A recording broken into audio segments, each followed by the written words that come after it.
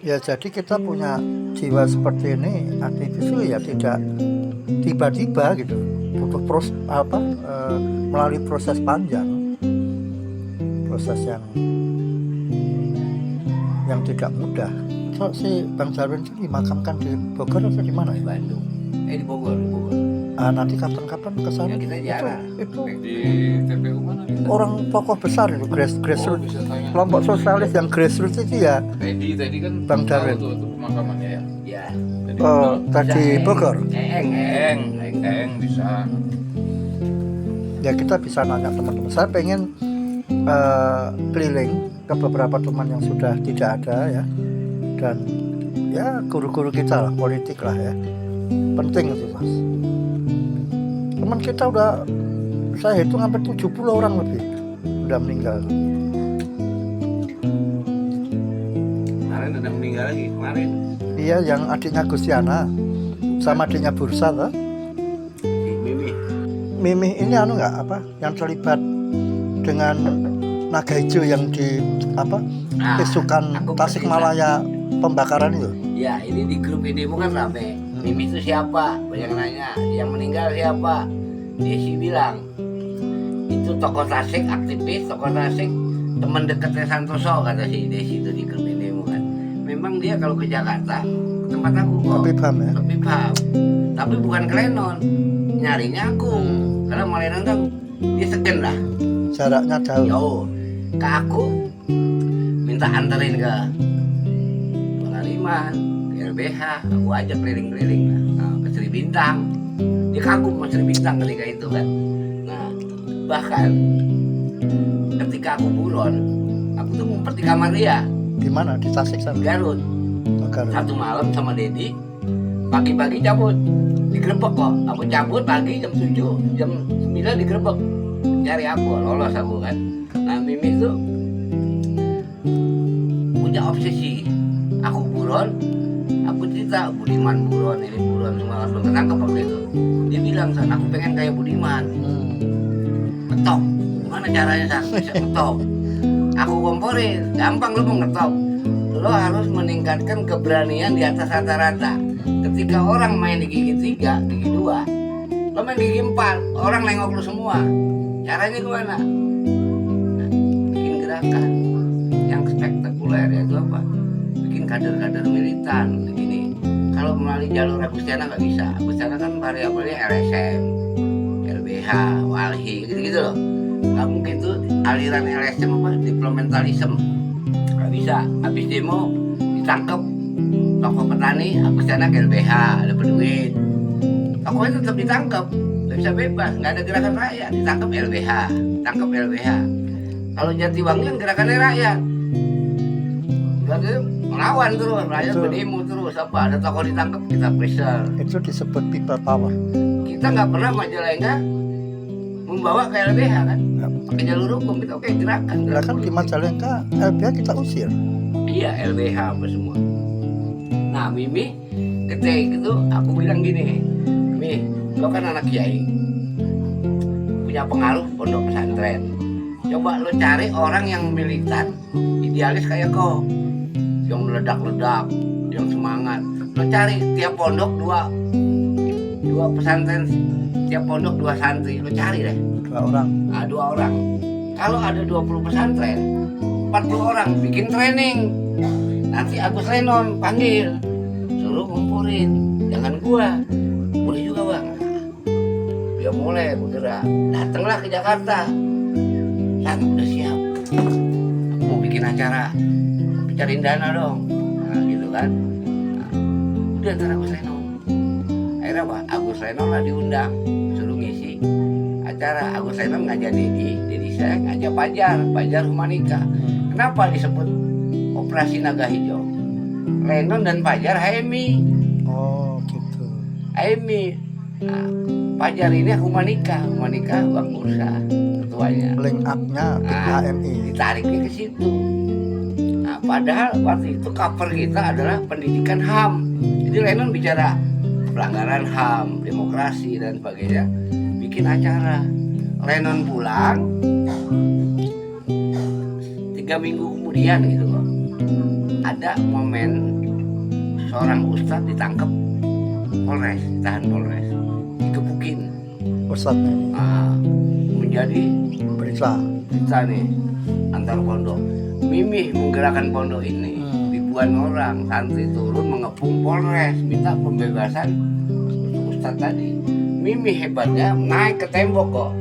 Ke tembok gerbangnya Polres, dia orasi di situ depan gambar macan itu loh, patung macan. Nah, di situ dia orasi menganggap dia pemimpin. Habis itu bakar-bakaran. Nah, yang main bakar-bakaran ini bukan Mimih sebenarnya. Mimih ini hanya korban kok. Dia bikin demo besar. Berarti di balik itu ada pemain lah ya. Ada Seperti pemain. Malari lah. Nah, Kejadiannya sama iya, dengan yang Malari. bakar matahari kebakar, mall kebakar. Nah, itu ada kelompok lain masuk Memanfaatkan. Nah, terjadilah. Nah, akhirnya Mimi habis bakar-bakaran malamnya nelpon aku kok. Dia bilang, lu jangan nelpon gue Mi, ini disadap. Aku bilang gitu. Ya. Itu kan kantor pipa pasti disadap kok. Ya semua pijar pipa Nah, metro jangan nelpon ini. disadap. Udah, gua selamat sana, gua ngumpet di kandang kerbau. Aku di kandang kerbau, aku nunggu jemputan mau ke Jakarta. Ngapain di Jakarta? Kenal nih kok. Rupanya orangnya Gus Im. Nah, orangnya Gus Im dengan anak Garut jemput, dibawa ke PBNU. Ketemu Gus Dur. Mimi waktu itu cerita, gua dimaki-maki sama Gus Dur. Kamu nih bikin masalah ini, udah kamu jadi tukang beca aja mendingan mah. Aku suruh jadi tukang beca sama Gus Dur. Kamu nih bikin ribut kayak gitu ya. Gus Dur waktu itu ke pojok. Karena ini kader NU, PBMI. Gus Dur ke pojok. Ya jabatannya Mimi waktu itu sekretaris kok, sekretaris PMI cabang Garut. Nah, Gus Dur ke pojok, Gus Dur ngomong, ini ada operasi naga hijau kok. Itu udah presiden, dia bilang ini operasi naga hijau. Tudingannya ke Bang Nusa dan Lenon. Oh, jadi memang diplesetkan ke sana ya? Iya, Dibelokkan ya? karena ada faktor Fajar tadi. Iya, Tadi iya. Fajar japri aku tuh, kan? Gue dulu yang berangkat sama si Dedi. Tapi kan sekarang banyak orang-orang klaim, wah itu temen gua, nggak ada gejala. Gua tadi ngoceh. Nah dia akhirnya apa? Setelah dia ketemu Gus Dur dimaki-maki, dia dibuang ke Kediri. Siapa? Mimi, dia diungsikan ke Kediri. Sama Gus Im. Sama Gus Im. Aku waktu itu lari ke Jombang. Ketika aku masuk kota Surabaya, anak-anak Surabaya nyuruh aku pergi. Tos, lu jangan di Surabaya, lu pasti kena. Itu Gus Im kemarin di Malang ketemu kita. Dia bilang nih yang jadi target DPO nih Mimi, Santoso, Lenon katanya. Itu Bin nyari Lenon, nyari aku kok. Makanya Bifam digerebek waktu habis bakar-bakaran, Bifam didatengin. Ya aku dengar. Nah, artinya memang sebelum meletusnya Tasik bakar-bakaran ini, variabelnya ke Bifam kok. Mimi itu datang ke Bifam, aku antar ke Sri Bintang, antar kemana. Ya ini kan aku diikutin orang kok. Makanya sumbu pertamanya di Tasik, terus kemudian lari ke Jawa Timur juga kan? Peristiwa-peristiwa itu merembet kemana-mana itu. Habis itu peristiwa ini kok, Renggos-Dengklok bakar-bakaran. Ya betul. Nah, tanah tinggi ada bom. Aku dikaitin juga, ini setiap liput di Jawa Barat. Aku dikait-kaitin, kurang ajar ya, aku kabur. Kalau tanah tinggi kan kayak waktu zaman Soeharto atau kalau tanah tinggi. Ah, Tanah ini tinggi. masih zaman Soeharto. Iya, waktu tanah tinggi itu anak-anak PRD PRD. yang di rusun itu mau rakit bom itu kan. Tapi itu ya operasi intelijen bos. Nah, terus ketika Mimi ke Kediri, Korban PRD itu. aku lari kok ke Majalengka, terus aku ke Jawa Timur. Aku di Surabaya, aku disuruh pergi sama anak-anak FKMS. Tos jangan di Surabaya. Gus Im waktu itu ketemu gua di Malang. Itu nggak bahas lo. Ini Mimi korban Santoso sama Lenon, nah gitu loh. Padahal kan Gus Im sama Lenon teman dekat ya. Iya, arti gini. Politik itu kan sebenarnya apa? Image kok. Iya, Ketika lu sering datang ke sini, dianggap lo bikin bakar-bakaran saat terjadi lo mimpin demo terjadi meletus pasti ini kaitannya ke Santoso, Lenon. Padahal aku nggak juru bakar-bakaran kan, cuma lo bikin gerakan yang besar, lo bakal terkenal. Mimi di situ terkenal. di Tasik ya. Makanya Mimi walaupun udah jadi kiai, istrinya ganteng, ketemu waktu ada apa tuh? Ada kemah aktivis antar angkatan Di Garut. di Garut, di Gunung Iya, kan? Cikura itu, Hariman datang, semua datang. Tuh Mimi kalau ke rumahku gini kok, Bapak Revolusi ini yang nyekokin gua nih. Ini yang tiap malam ke kawan. Ini sejarah gini mah nggak diliput kok. Iya, ya harus gitu. Nah makanya aku mendokumentarkan itu terus pentingnya sekarang bahwa jangan sampai pekerjaan kita atau perjuangan kita itu diselewengkan oleh rejim-rejim koplak ini kan ya Pak? Dia udah berjenggot jadi kiai, topi yang klimis ya, pakai sarung dengan seperti kiai kok. Ketemu di pengkolan di tempat pertokoan, aku emang gendong anak. Dia begini kok, hormat. Bapak Revolusi, aku tebak-tebak. Karena apa? Dia berkesan sama aku nginep kok. Kalau nginep, Ya dulu kan di Garut Tasik itu gerakan tidak jadi barometer kan. Barometernya kan Jogja, Bandung, Jakarta. tapi 3 kota inilah yang kita selalu tapi orang jadikan Jogja ada di mana-mana, ya kan? ukuran. Iya, kita orang Jogja kok. Tapi ke Cianjur, Garut kita acak-acak. Ya kita kan Tuan Malaka terus. Nah, Gerilyawan. cuman Agustiana kan nggak terima. Gua ngacak-ngacak Garut, diusir. Dia bilang Santoso masuk Garut, usir. Jangan sampai dia dapet cewek Garut, usir, gitu kan? Sampai urusan cewek aja nggak boleh sama Agustiana tuh. Itu Tapi akhirnya Ruli dapat istri orang Garut kan. aku digituin, gua buktikan, gua harus dapat orang Garut, nah, dapat bener orang Garut. Emang dia penguasa kok, urusan perempuan kok, urusan apa? Perempuan mau diatur. Karena tahun 80-90 itu kan aktivis itu eksistensialisme. Tapi setelah udah pada tua gini, Agustiana sama kita baiknya gini kok. Mana di kok di Facebook. Bos udah pindah Jogja, abang bikin posting di pantai Gunung Kidul dia bilang, bos udah pindah Jogja. Agustiana artinya dia punya memori kok. Dia di penjara, aku besuk kok. Aku dalam keadaan buron, pindah-pindah, sempet besuk sama Ruli saksi hidupnya. Aku ke rumah ibunya Agustiana, ketemu kok ke rumahnya. Ibunya udah tua, nangis dia. Aku bilang, Bu, ini Soeharto lengser, Bu. Ini kan udah lengser tuan. Soeharto lengser, Agustiana masih bebas. Gak mungkin 5 tahun. Ini Soeharto tahun depan jatuh, Bu. Kita so optimis. Aku tuh besok kok sama Ruli dari Tasik naik angkot sampai ke Ciamis. Itu bawa nasi padang kok. Untuk Agustiana. Agustiana, gue beli nasi padang. Ini sama rokok. Ngobrol sebentar, ngasih kertas ya, catatan. Di kertas itu tulisannya 3 nama kok. Kok target Sri Bintang, Agus Lenon, aku. Lo jangan ke Garut, jangan ke Tasik. Lo target. Itu buntulan itu, kasih tahu Lenon. Udah aku keluar pamit. Itu pintu gerbang ditutup, itu kan ada lubang kok. Yang ditutup keseng gitu kok.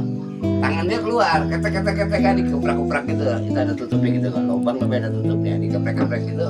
Dia manggil aku balik lagi, ada apa kok? Gue lupa beliin kalpanak. Minta kalpanak.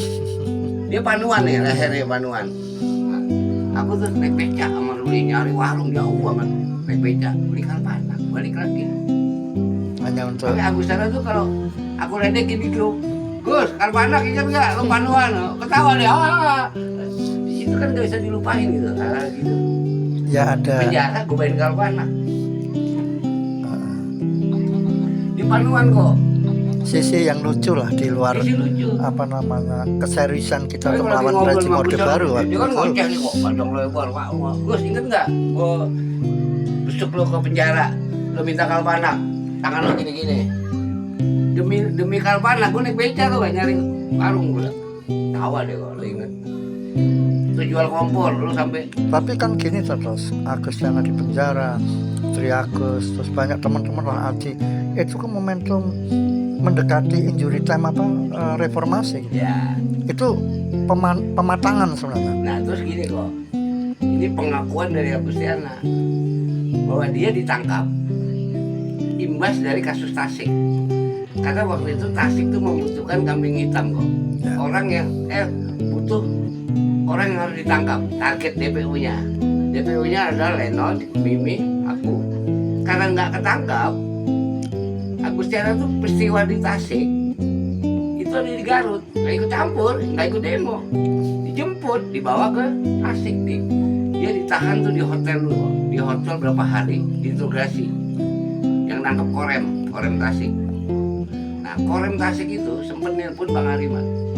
Namanya siapa ya, kolonel siapa.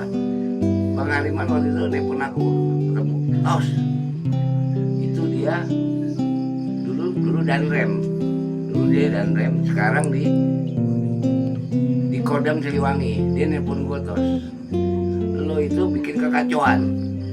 Nanya, lo Santoso tuh ini orang PKI katanya, bakar sana bakar ini katanya. Dia ikut terlibat. Hariman bilang, ya gue kenal gitu aja, gue gak nyuruh apa-apa, ya kira siapapun datang. Iya.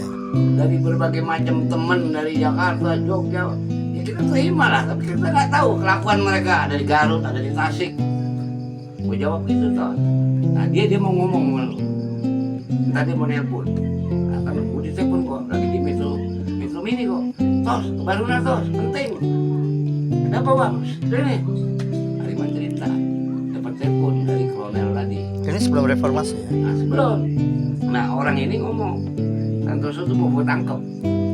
Ini anak di mana-mana bikin kekacauan. Dia nanya, ini Santoso ini orang lu bukan man? Ya gue jawab tadi, ya aktivis apa aja datang ke gue, tapi kan gue nggak bisa kontrol. Dia tuh ada di mana, ngapain, apa yang dia lakuin, gue nggak pernah perintah. Terus, antar lo ngomong langsung loh, dia mau nanya sama lo. Telepon kok, nah nih, pangkat waktu udah brigjen, dia udah di Kodam. Terus jawabanmu apa? Dia bertanya begini, setelah Tasik bakar-bakaran, apa benar gua tuh ada di Surabaya waktu itu, Surabaya keliling, ingin melakukan gerakan yang sama, bikin kekacauan. Gue bilang iya, gue ke Surabaya. Nah gue waktu itu kok selama 6 bulan setelah kasus Tasik meletus, selama 6 bulan gue mundar-mandir Surabaya, tugas dari SBSI. Oh, dapat surat dari Mokhtar Pakpahan Membangun SBSI di Jawa Timur. SBSI di Jawa Timur, membangun korwil, cabang-cabang di semua kabupaten. Gue berangkat selama 6 bulan mundar-mandir di Jawa Timur 2 minggu, balik Jakarta 2 minggu. Memang gue dibiayai sama SBSI buat ongkos, transport, uang saku. Nah, ini bocor karena gue ada di Pasuruan, Sidoarjo, ke Malang, ke Jombang, itu lumayan terdeteksi. Nanyalah orang Kodam ini, apa benar gue lagi nyiapin sebuah gerakan bikin kerusuhan di Jawa Timur. Waktu itu ada kasus Dita buruh. Buruh Dita Indah-Sari kan ada Ya, bakar-bakaran di tuh. Sidoarjo. Ada sos, bukan di Sidoarjo, di Tandes, di daerah industri Tandes. Industri kan ada 2 kok, di Tandes sama di Sidoarjo tuh apa tuh namanya? Kendang Sari. Dekat Kendang Sari itu daerah kawasan industri Kendang Sari.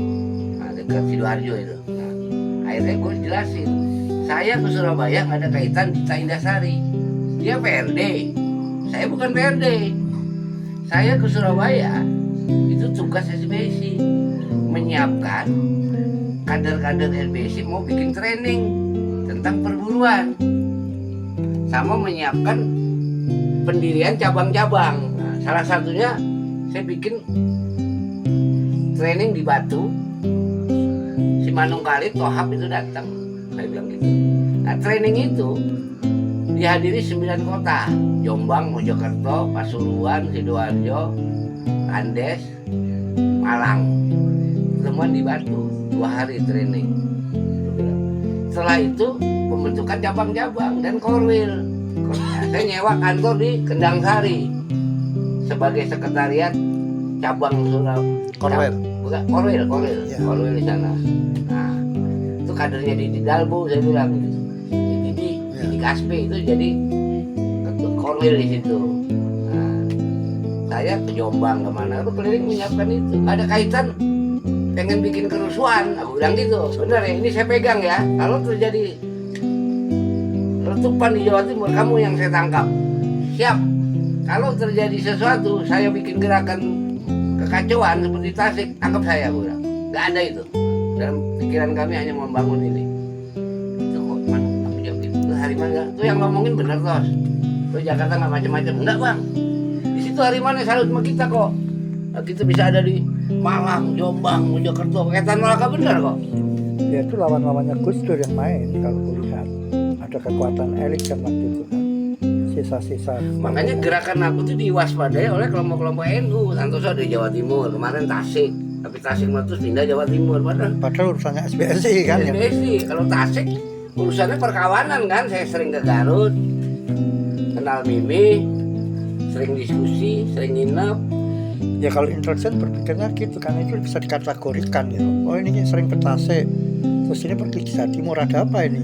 Iya kan sering ke Garut temu Mimi mimpin demo bakar-bakaran, saya pindah ke Jawa Timur kok, saya curiga. Mau bikin sesuatu lagi. Ah itu. Ya Jelasin. artinya itu memang konspiratif lah, teori konspiratif. Jadi intelijen ini kok pengen denger langsung dari Ya. aku melalui via Bang Hariman. Ya karena mungkin dia informasi awalnya kalau nggak kamu jelaskan akan berpikir ke sana. Nah tapi terus Hariman ngomong gini ke dia, Santos ini gue kenal lama, dia itu bukan PRD, beda, gue tahu dia gitu loh. Udahlah sekarang dia udah kawan kita. Nah, Santos sekarang udah ikut gue, begitu Habibie jadi presiden dia ikut gue, udah jadi kawan kita. Orchid. Nah, jadi kawan kita. Dulu dia memang keliling terus, bikin gerakan, jaringan. Sekarang dia udah kawan kita. Itu udah zaman Habibie tuh. Jadi di zaman Habibie pun gerak-gerik aku tuh curigain terus kok. Lah kan kamu kan sama Bang Hariman kok Belum, waktu itu dicurigai. belum. Habis itu sama Hariman aku di itu diajak, udah dukung gua terus ini sama aku. Ya itu memang pertarungan antara Gus Dur dan NU dan IJMI sebenarnya, Ya. permainan IJMI. Jadi Nah, ini Gus kan Dur banyak diisi orang-orang AMI kan. AMI dan Muhammadiyah. Iya, kita operasi naga hijau. Jadi dicapkan naga hijau sampai kemudian kejadian pembunuhan kiai-kiai di Jawa Timur gitu. Makanya teman-teman yang di demo nih yang baru-baru ini nggak ngerti kok relasi ini. Karena Ya kalau di zaman itu mereka belum terlibat kok. Kita udah kita ini kan fase transisi ya antara gerakan 70-an, 74, 78, 80, terus kita masuk transisi juga ke 80. Ini kan adik-adik kita yang kita training aktivis-aktivis 90-an ini. kita nyambung ke gerakan Reformasi. 98 meletus kok. Meletus Iya. 98 satu lengser. Tapi kita sebelum itu bergerak terus kan. Nah kita generasi di tengah terus, jadi ngerti gerakan tahun 70, tapi kita juga ngikutin gerakan 90-an reformasi. Iya kita di era 70 Kita ngikut kayak Bang Hariman, Bang Toleng, Iya. Heri Ahmadi, ya kita bersentuhan berinteraksi dengan mereka. Mas Indra Cahyono itu kan tokoh-tokoh tahun Iya, 70-an 74. Kalau Indro Cahyono tokoh ini, ITB tokoh 78. 78. Nah, kita di antara mereka kita ikut bersama berinteraksi meletus peristiwa 98. Ya, Nah, kita boleh ikut di situ. ikut. Ya adik-adik 98 itu kan kita training tuh. Kita ikut Dia bersentuhan setelah itu meletus. Ya, mereka tokoh-tokohnya kan kita ikut membantu dan memberikan. tapi jaring kita yang kita bangun itu melahirkan Kontribusi. 98 ya Pak. Di Cianjur, Bogor, Bandung. Ya lelahnya kita dibayar tahun 98 itulah. Perjalanan yang panjang loh, kita dari tahun 80 sampai 98 tuh memakan waktu hampir Banyak 15 tahun gitu. peristiwa besar yang sifatnya anarkis, kerusuhan Tasik terbakar, Surabaya tandes, terus ke ini apa tadi yang bilang tadi daerah Kerawang itu apa? Lenggah Dengklok. Itu kita selalu dikaitkan, padahal kita nggak terlibat karena kan tadi ada interaksi dengan teman-teman Garut dan Tasik, meletuslah itu. Nah kita selalu Ya, dianggap kita membidani kok. karena Padahal gini, waktu kamu di PIPAM, aku di Pijar ya waktu itu teman-teman PRD yang senior itu kan bersentuhan dengan Pijar yang sebelumnya tidak pernah. Nah karena kita dari Jogja bisa mengakomodir semua teman-teman, mereka datang ke kita. Nah daerah-daerah dari mana-mana kan ke kita teman, baik ke Pijar maupun ke PIPAM. Dulu kan gerakannya ke sana. iya orang Nah kalau ada apa-apa kita yang dituduh gitu. Budiman tuh datang ke PIPAM, aku lagi bikin spanduk. Budiman datang lihat aku lagi bikin spanduk, kita mau bikin gerakan demo. Kita memang poros kok, poros Iya. apa sebagai barometer Jawa. PIPAM sama Pijar. Ya Sumatera juga kalau ke Jakarta kalau nggak ke Pipan Nah, ke Budiman Pijar. itu kan belakangan. NTB, Budiman setelah masuk Jakarta Bali. bersentuhan sama kita kok. teman-teman Sulawesi. Ya itu lah. Cuman PD kan punya markas sendiri tapi bersentuhan, kalau demo-demo dia ikut. Yang ada dia bikin ngaco. Walaupun garis politiknya tetap berbeda. Beda PRD macam-macam. dengan kita itu tetap berbeda. Itu harus tegas. Jadi kita dulu nggak ada sekat-sekat apa? Nggak ada sekat-sekat ini kok Kan- aliran. Karena gini, lawan kita satu, pokoknya Soeharto jatuh, udah itu aja. Kalau sekarang kan kepentingannya Dulu kita lain. dengan GMNI bergabung, GMKI, Cipayung lah, kelompok Cipayung. Mereka ikut rapat bareng. Kalau rapat di LBH tuh ada GMNI-nya. Nah sekarang kalau GMKI. gini loh, Tos, sekarang politik aliran itu muncul. Kalau misalnya yang menang PDIP, wah itu kan dianggap itu mewakili GMNI, ya toh? PMII tidak mungkin akan ikut di sana. Zaman Gus Dur kan yang muncul PMII kan gitu. HMI mundur beberapa langkah. Nah kepentingan elit politik itu mempengaruhi. Mas Soeharto kan ditekan habis. Gus Dur bikin Pordem dengan Rahman Toleng, dengan Marsilam. Nah dengan terjadinya kasus Tasik gitu kok. Iya. Itu Gus Dur tertekan kok. Iya. Sebagai orang diintimidasi gitu loh. Wah, ini kadar-kadar NU nih bikin kekacauan. Itu kan buat menyudutkan kok, mendiskriminasi. Padahal bukan PMI itu, bakal-bakal itu operasi Dia itu intelijen. tetap intelijen. Mereka yang menyulut, yang membakar, tapi mereka juga yang memadamkan. Nah, karena Gus Dur ngomong ini operasi naga hijau, HM itu agak resah. Akhirnya Bang Buyung menginisiasi ngajak Bang Brusa ketemu Gus Dur. Nah, aku tahu tuh Bang Buyung dengan ngajak Bang Brusa, dimediasikan Bang Buyung ketemu Gus Dur. Nah, ketemu Gus Dur bahwa Gus Dur, Bang Brusa itu mengklarifikasi nggak ada keterlibatan Ya. operasi naga hijau. Itu tentara yang main tos waktu itu. Ya pokoknya intelijennya Soeharto lah. Ya makanya Lennon waktu itu bilang naga hijau ini bikinan mereka. Kita ini cuma bikin training kok. Kok ada bakar-bakaran, ya apa yang bakar? Emang Lennon merintahin bakar-bakaran, aku merintahin enggak. Kita ngader agar militer ngelawan Soeharto. Karena Bukan- Karena waktu itu sebenarnya sasaran tembaknya kelompok-kelompok ISMI. Karena apa? Kalau kelompok PRD dianggap kiri lah gerakan mahasiswa ya. itu banyak jenderal-jenderal hijau, Hartono, ya kan? Iya, yang mau reformasi pada kabur juga lah ke Jawa Timur itu, ke Malang. Nah di situ banyak jenderal-jenderal di ISMI. Ada jenderal apa tuh yang kepala bais tuh, mantan kepala bais. Siapa yang dulu jadi dirjen di transmigrasi itu sama Maulani Maulani. dan Maulani itu dulu kepala batin, kepala Nah, batin itu kan mereka aktif di ISMI kan semuanya. Itu pertarungannya CSIS sama ya saya sama itu, yang ini LB Murdani, ini kelompok ini. Ya, sebenarnya kalau diurut kan CSIS ini kan apa yang membangun apa Orde Baru Nah CSIS ini lebih dekat pada Katolik, kelompok-kelompok Katolik. ya, dan oligarki sekarang ini kan yang melahirkan mereka kok. Itu ada Sofian Wanandi, ada apa kan? Kelompok-kelompok non pribumi yang apa konglomerat ini kan lebih dekat. Ya Harican Silalahi apa Iya. Indonesia ya. Ini kan dekatnya yang mengakomodir mereka lah. Ya memang itulah sejarah sebenarnya perjalanan Nah di situ Muhammadiyah gerakan memang dan politik. yang lagi dimusi Gus Dur dan NU. Gus Dur kan waktu itu ngerebut ketua PBNU waktu di Cipasung kan. Waktu datang yang Murdani, nah Gus Dur terpilih, dijegal nggak bisa menang. Nah, NU tuh ditekan terus, Muhammadiyah enggak ketika itu. Tapi Muncullah malah Amin Rais tapi- di jelang reformasi, Amin Rais itu muncul. Jadi dia di tikungan kok, udah mau meletus reformasi, Amin Rais muncul. Jauh-jauh hari sebelum banyak kajian tuh Amin Rais belum muncul, masih dosen di Jogja.